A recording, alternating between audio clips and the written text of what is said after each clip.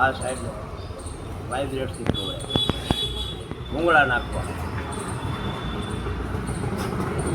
આજની આ સરકાર પૈસો, પ્રજાનો પૈસો જ બગાડે.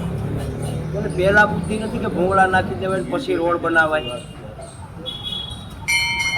પબ્લિકને કેટલી તકલીફ, ભાઈ બનશે તો 6 મહિના થઈ જાય.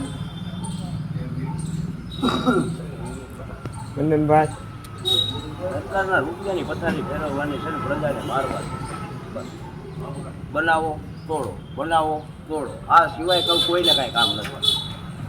નેતા હોય કે ઓફિસરો બધાય બુદ્ધિ વગેરેના છે. ભારત ઓફિસરોને બુદ્ધિ થોડી છે. આ બધા એન્જિનિયરોને ક્યાં ભાન છે કોઈને? ખબર ન પડે કાંઈ ભૂંગળા દાટવાના છે પછી રોડ બનાવાય. હજી નવો રોડ છે. આ કોનો પૈસો બગડે? આપણે નેતાઓને ઘેર છાપખાના છે. પ્રજાનો જ પૈસો બગાડે. કોનો બગાડે? પ્રજાને બુદ્ધિ નથી. અને બધાને મને પાઠો. હવે લાવો ધર્મસત્તા, યોગી આદિત્યનાથ. એટલે ધર્મસત્તાની નીચે રાજસત્તા. આ નેતાગીરીવાળી સરકાર નહીં. જે તે ગામડામાં દરબાર હોય પોતપોતાના ગામડા સંભાળે છે. ધર્મસત્તા નીચે રાજસત્તા, નેતાગીરી નહીં. બંધ કરો આ બધું સવાળા. સભાઓ કરે તો કરોડો રૂપિયા પબ્લિકના બગાડે. ક્યાં રાજાએ સભા કરી બતાવો? રાજાઓ સભા કરતા હતા એના ખર્ચે કરતા હતા, એના મેળમાં કરતા હતા, એની પ્રજા પૂરતી. રજવાડામાં કઈ રાજાઓએ જુલમ નથી કર્યા, એના માણસોએ જુલમ કર્યા. રામકુભાઈ એમાં રજવાડા દેવા કર્યા. કૃષ્ણકુમાર સિંહજી કઈ ગાંડા નહોતા, બુદ્ધિશાળી હતા. પોતાનાથી થાકી ગયા હતા પછી શું કરવું એમ. સભાઓ કરે ત્યારે સાધુને મોર બેહાડે, રેલી કરે ત્યારે સાધુને આગળ હાંકે, પછી તો ભાવ નથી પૂછતા. સરકારી કર્મચારીઓને સાધુને અપમાન કરતા જોયેલા છે. હે બાવા, બાવા એટલે હું? મમરા ભરાઈ જાય, કોઈ બાપે નહીં જોડાવે. તમને પટ્ટાના પાવર હોય તો કાઢી નાખજો.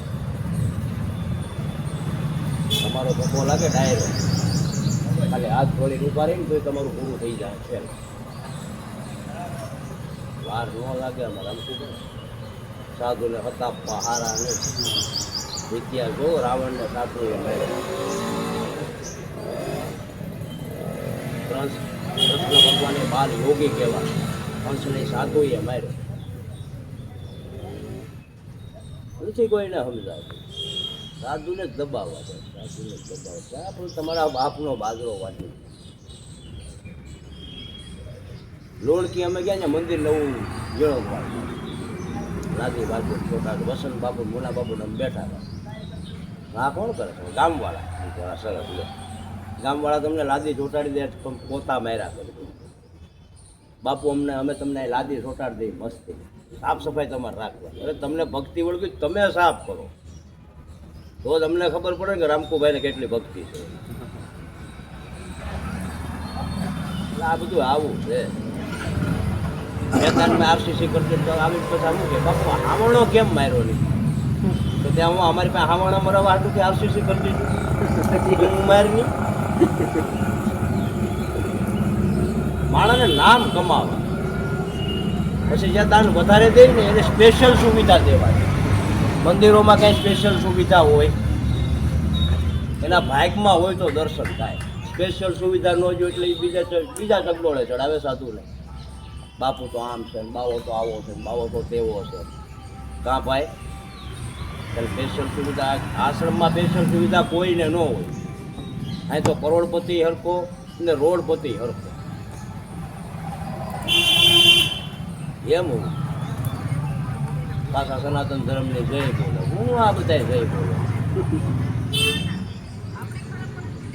પાગલ છે, મરવાના ધંધા છે, બીજું કાંઈ નહીં. સાધુ ગમે એવો હોય, સાધુ એ સાધુ હોય.